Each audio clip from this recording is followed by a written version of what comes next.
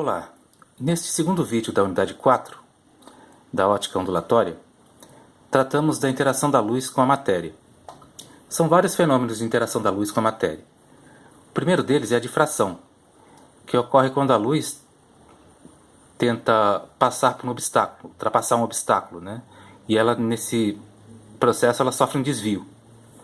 Então, por exemplo, aqui embaixo, eu tenho uma parede com um orifício pequeno e outra parede com um orifício maior. Então, quanto menor o tamanho do orifício, mais ela se espalha, né? Então, quanto menor o orifício, maior é a difração que a luz sofre. Mas o fenômeno interessante acontece quando você tem orifícios com mais ou menos o mesmo comprimento de onda da luz, né? Acontecem fenômenos inesperados. Por exemplo, se você incidir a luz branca sobre uma rede de difração, que é uma rede que tem obstáculos microscópicos, né? Você nota que os diferentes comprimentos de luz eles se espalham, né, em direções diferentes. Esse fenômeno é chamado de dispersão da luz. E a gente vai ver mais tarde ainda nesse capítulo. Já se você iluminar uma rede de difração com um laser, por exemplo, esse laser verde aqui embaixo, você nota que apenas algumas direções privilegiadas ela se espalha apenas em algumas poucas direções privilegiadas, né? O segundo fenômeno é o fenômeno da reflexão da luz. E todo mundo já brincou com a luz e um espelho, né? A reflexão ocorre quando a luz incide sobre um obstáculo e volta para o mesmo meio, né? Então você tem, por exemplo, aqui um espelho, uma superfície regular. Os raios incidentes incidem sobre essa superfície regular e refletem de forma regular também, né? Mas se a luz incidir sobre uma superfície irregular, como por exemplo um tecido, né, uma parede, ela reflete de maneira difusa. Os raios refletidos não são paralelos mais, né? Tudo que a gente vê em volta da gente, a gente vê por causa da reflexão difusa da luz sobre os objetos, né? Bom, a reflexão obedece a uma lei. Você tem um raio incidente, R, batendo sobre uma superfície refletora. A direção perpendicular a essa superfície a gente chama de normal. E é em relação a essa direção normal que a gente define os ângulos de incidência e de reflexão, né? I aqui é o ângulo entre o raio incidente e a direção normal. E R é a direção entre o raio refletido e a normal, né? A lei da reflexão dos raios luminosos diz que o ângulo de incidência é igual ao ângulo de reflexão. Então, se esse ângulo aqui é de 60 graus, o ângulo refletido também vai ser de 60 graus. O terceiro fenômeno é o fenômeno da absorção da luz, né? O material que forma os objetos, eles absorvem alguns comprimentos de onda e deixa refletir, né, os restantes. Por exemplo, né, por que a gente vê a maçã de uma cor vermelha? Porque a luz branca que incide sobre ele só reflete a luz, o comprimento de onda referente à luz vermelha, né? Os outros foram absorvidos pelo material que compõe a casca da maçã. Mesma coisa a banana, né? A casca da banana absorve todas as outras cores e deixa refletir apenas, difusamente no caso, né? Refletir a luz amarela. Por isso a gente consegue ver a casca da banana de cor amarela, né? Um objeto escuro, um objeto preto, ele absorve todos os comprimentos de luz, né? Todos os comprimentos de onda que compõem a luz. Um objeto branco, ele reflete todos os comprimentos de ondas que incidem sobre ele. Um objeto azul aqui, ele absorve todos os outros menos a cor azul, né, que é refletido difusamente, no caso. O quarto fenômeno é o fenômeno da refração da luz. A refração ocorre quando a luz muda de meio, né?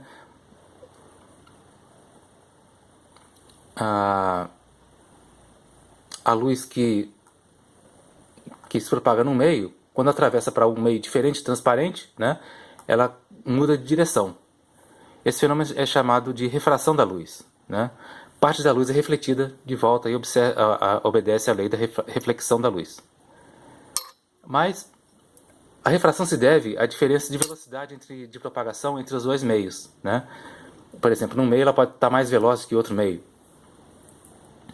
O que determina a velocidade da luz no meio é o índice de refração do material, né, do meio.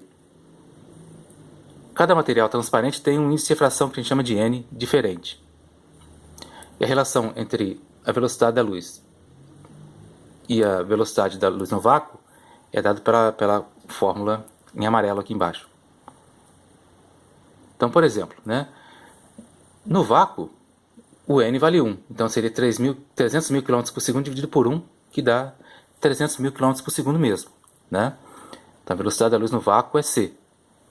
Já na safira, o índice de refração da safira é o maior que tem aqui nessa tabela. Então, dividindo a velocidade da luz pelo índice de refração dela, dá uma velocidade menor. A luz se propaga numa velocidade menor no interior da safira do que no vácuo, né? Bom, aqui você tem dois materiais diferentes, vidro e água, né? E o mesmo ângulo de incidência em cima da luz sobre eles. A gente nota que o vidro ele desvia mais a luz do que a água. Então a gente diz que o vidro é mais refringente do que a água. Tem um índice de refração maior do que o índice da água, né? Outro fenômeno que dá para observar aqui é que quando você passa de um meio de índice de refração menor para um índice de refração maior, a luz se aproxima da normal, né? O raio de luz se aproxima da normal. Aqui faz 60 graus, aqui só 34,5. E quando ele passa de um meio mais refringente para um menos refringente, a luz se afasta do normal, o raio de luz se afasta do normal, né? Então aqui é 34,5 e aqui é 60 graus.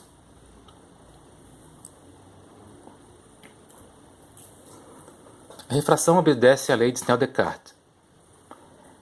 O ângulo de incidência entre a normal e o raio incidente está relacionado com o ângulo de refração entre a normal e o raio refratado, né, pela lei de Snell.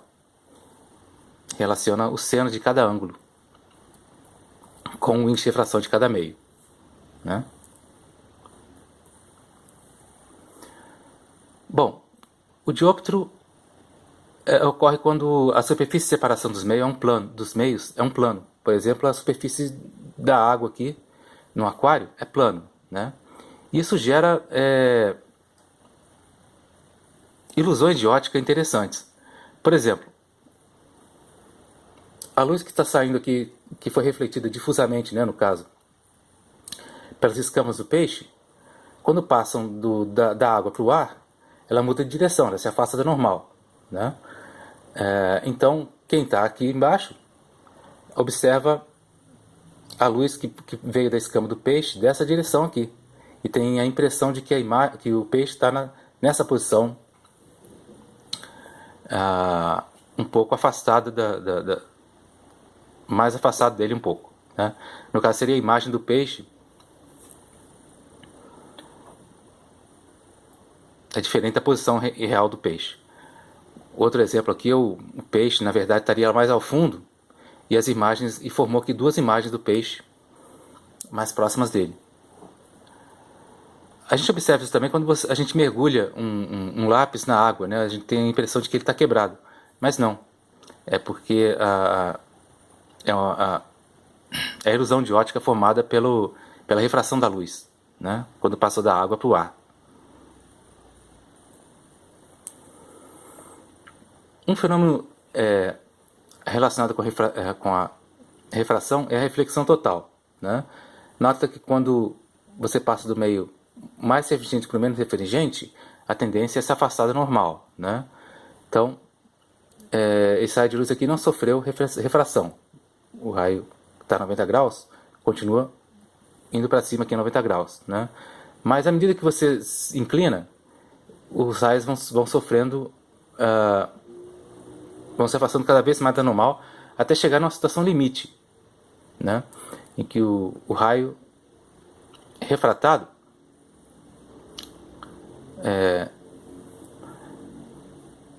refrata na lâmina de ar mesmo, na lâmina de superfície dos dois meios, né? Além disso, né, o raio bate e reflete. Esse fenômeno é o fenômeno da reflexão total, né? Para determinar esse ângulo crítico, que é só dividir o índice de refração menor pelo maior, né?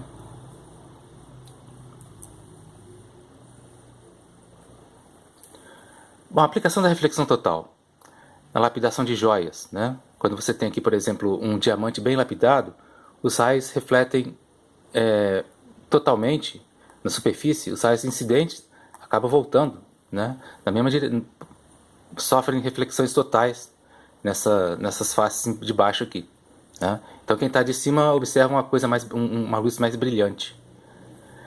Bom, a lapidação pavilhon é para quem está observando de baixo, né? Os raios de luz aqui que incidem de cima sofrem reflexões totais nesse lado aqui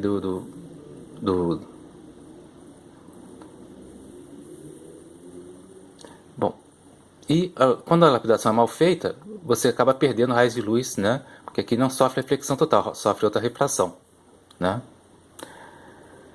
Nas fibras ópticas também, né, o raio que percorre a fibra óptica, o raio de luz, ele bate e reflete totalmente, né?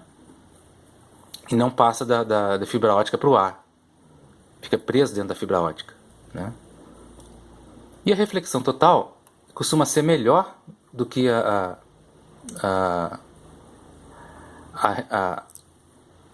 reflexão, né?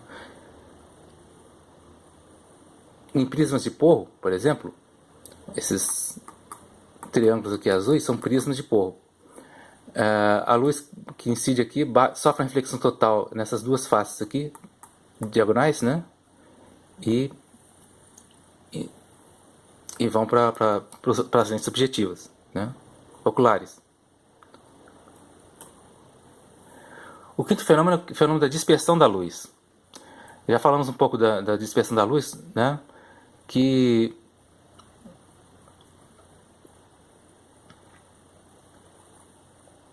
a luz branca, né, ela é formada por todos os comprimentos por diversos comprimentos de onda, né, do espectro visível. A luz azul, amarela, né, a vermelha, laranja. Mas à medida que ela passa do ar para um vidro qualquer, né, cada comprimento de onda ela sofre ela se propaga numa direção diferente, né, e acaba separando aqui os comprimentos de ondas em direções diferentes. Esse fenômeno é o fenômeno da dispersão da luz, né? E a gente nota esse fenômeno muito claramente na formação do arco-íris. Bom, para você observar um arco-íris, você tem que estar de costas para o Sol, né? O Sol tem que estar lá atrás, a pessoa estaria aqui, né? E você tem que ter uma cortina de chuva à sua frente, né? Nas gotículas de chuva, né, o raio branco, o raio de luz branca, sofre uma refração aqui, muda de direção dentro da água, né? E começa a se dispersar, né? Cada comprimento de onda se propaga numa direção diferente, né?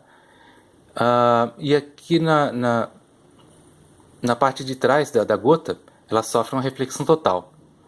Para que isso ocorra, é preciso que haja um ângulo de 42 graus entre a luz branca incidente e a luz vermelha que sai da gota, né, de chuva. Então, na formação de um arco-íris, você nota, por exemplo, que você costuma observar dois arco-íris às vezes, né? Um arco-íris principal embaixo e um arco-íris secundário mais acima, né? No arco-íris secundário, você tem que o raio de luz ele sofre duas reflexões totais, né? Ele bate na de baixo, reflete de novo e refrata. Já no arco-íris principal ocorre o fenômeno que a gente demonstrou aqui em cima, né? Só sofre uma reflexão total.